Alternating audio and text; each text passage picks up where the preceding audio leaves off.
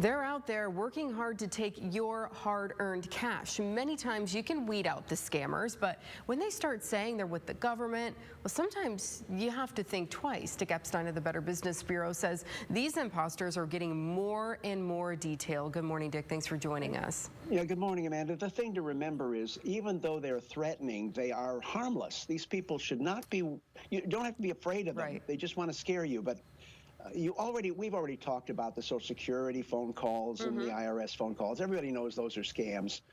But the latest problem we're running into is a letter, a very official-looking letter that people receive that it looks like it comes from a local court or the local sheriff's department or a law enforcement agency like the FBI. And it's not just your usual dumb letter. This thing has official-looking seals and watermarks. It has personal information about you or your family. It looks very legitimate.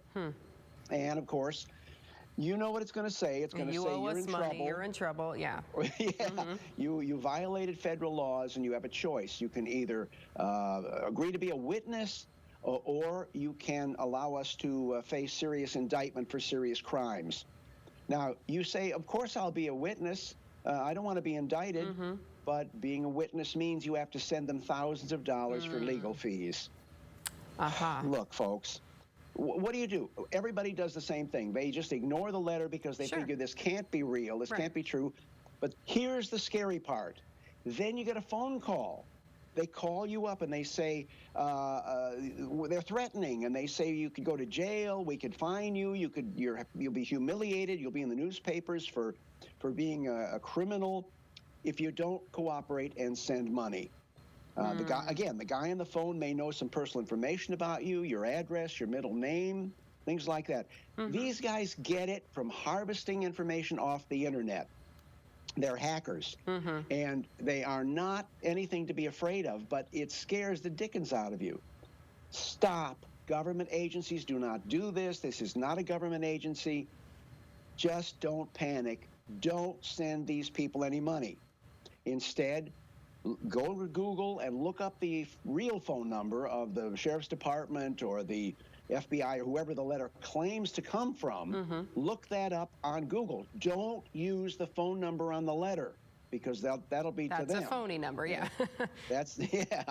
And call up the sheriff's department or the court or the FBI, whoever it claims to be from, and say, am I in trouble? And they'll tell you, ma'am, sir, just ignore that. They're just criminals.